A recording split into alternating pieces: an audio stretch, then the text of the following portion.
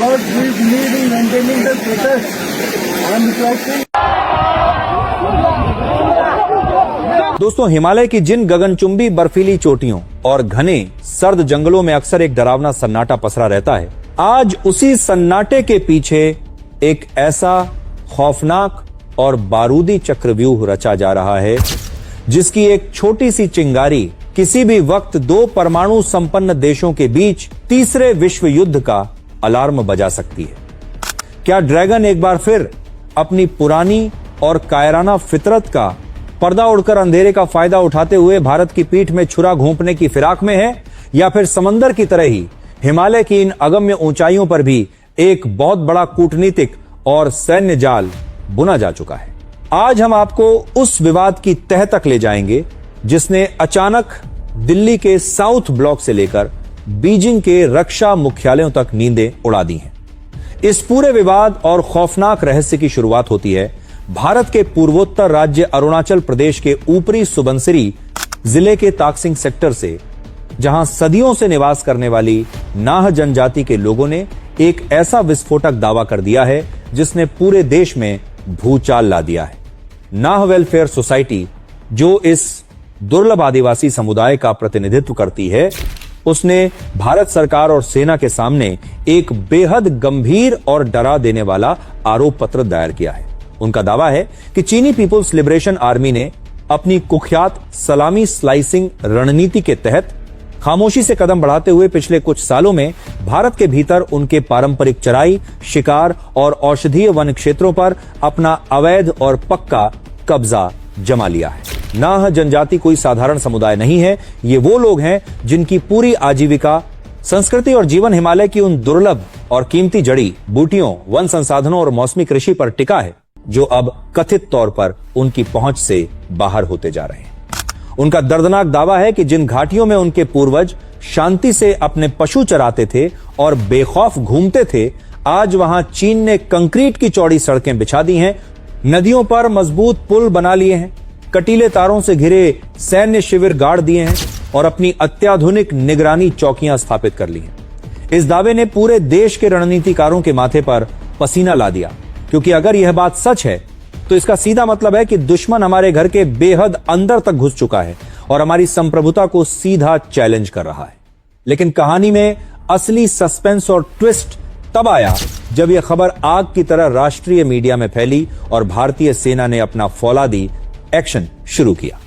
खबर मिलते ही भारतीय सेना की ईस्टर्न कमांड ने बिना एक पल गंवाए अपनी भारी, भरकम और घातक सैन्य टुकड़ियों को line of actual control LAC की उन दुर्गम और खतरनाक पहाड़ियों की ओर रवाना कर दिया। सेना के कमांडरों ने चप्पे की खाक छानी, आसमान से सैटेलाइट इमेजरी का माइक्रो लेवल विश्लेषण किया, ड्रोन से घाटियों की स्कैनिंग की और लौटकर जो आधिकारिक जवाब दिया, उसने इस पूरी कहानी में एक ऐसा रहस्य पैदा कर दिया जिसे सुलझाना अब हर भारतीय के लिए जरूरी हो गया है। भारतीय सेना ने एक बेहद सख्त, स्पष्ट और आधिकारिक बयान जारी करते हुए नाह वेलफेयर सोसाइटी के इन तमाम दावों को सिरे से खारिज कर दिया। सेना का दो टूक कहना है कि ऊपरी सुबनसिरी के भारतीय इलाके में चीनी घुसपैठ, जमीन कब्जाने या किसी भी तरह के स्थायी चीनी निर्माण की खबरें पूरी तरह से भ्रामक, आधारहीन और अफवाहों से प्रेरित है। सेना के मुताबिक भारत की क्षेत्रीय अखंडता पर कोई आंच नहीं आई है और हमारे जांबाज जवान शून्य से भी नीचे के तापमान में सीमा के हर एक इंच पर अपनी गिद्ध जैसी नजर गड़ाए बैठे हैं, जहां परिंदा भी पर नहीं मार सकता। लेकिन यहीं से जन्म होता है उस सबसे बड़े सवाल का। अगर भारतीय सेना सीना ठोक कर कह रही है कि सब कुछ सुरक्षित है, तो फिर नाह जनजाति के लोगों को अपने जंगलों में चीन के टेंट, बंकर और सड़कें क्यों नजर आ रही हैं? क्या ये स्थानीय लोग किसी राजनीतिक प्रोपेगेंडा का शिकार हो रहे हैं, या फिर सेना किसी बड़ी रणनीतिक और राष्ट्रीय सुरक्षा की वजह से असल आंकड़ों को दुनिया से छिपाकर एक बड़ा ऑपरेशन प्लान कर रही है? इस उलझे हुए रहस्य को पूरी तरह से समझने के लिए आपको उस भौगोलिक और ऐतिहासिक नासूर को समझना होगा जो पिछले 70 सालों से भारत और चीन के बीच खून खराबे की जड़ बना हुआ है। दरअसल भारत और चीन के बीच की जो सीमा रेखा है वह दुनिया के बाकी देशों की तरह कोई कटीले तारों या दीवार वाली स्पष्ट लकीर नहीं है। पश्चिमी अरुणाचल का यह इलाका बेहद गहरी खाइयों, उफनती नदियों, खौफनाक और घने जंगलों तथा गगनचुंबी बर्फीली चोटियों का एक ऐसा मायाजाल है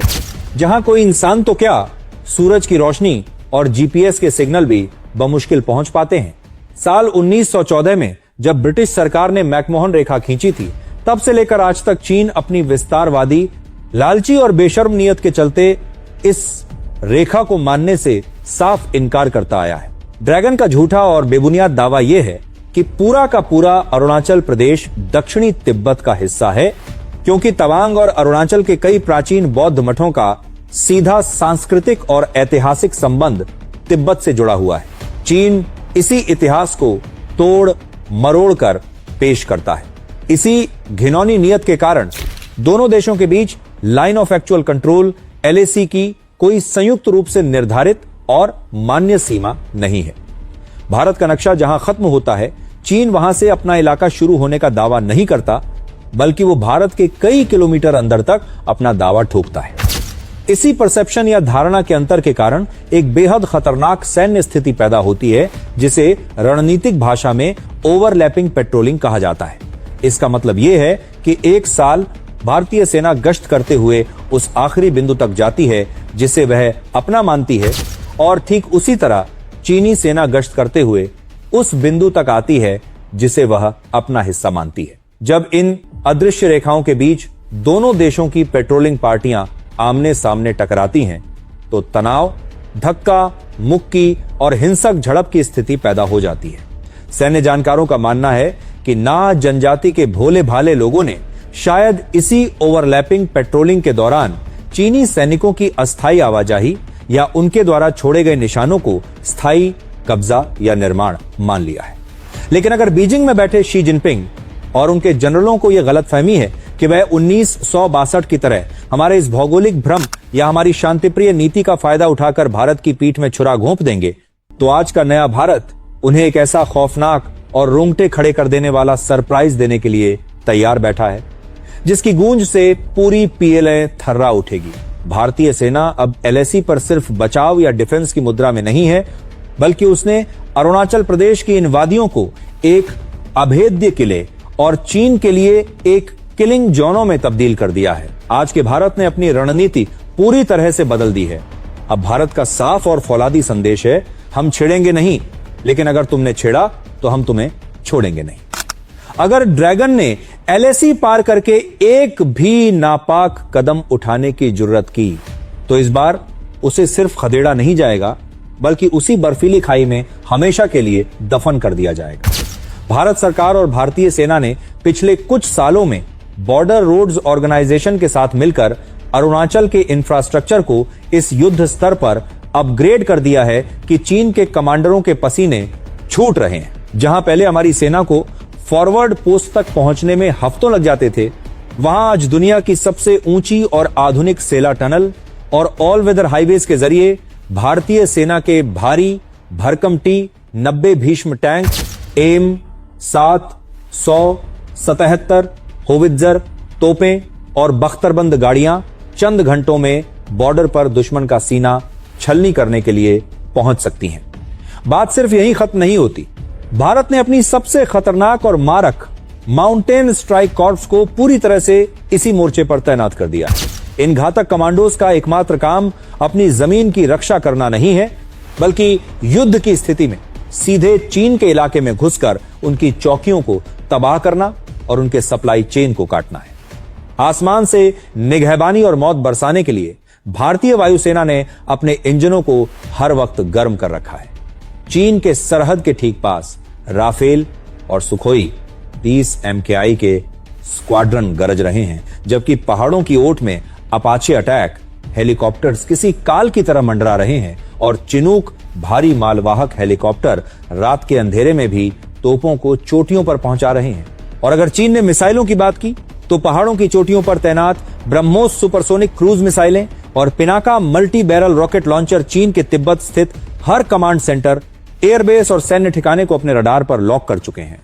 जिनका एक ट्रिगर दबते ही चीन के कैंपों में प्रलय आ जाएगी।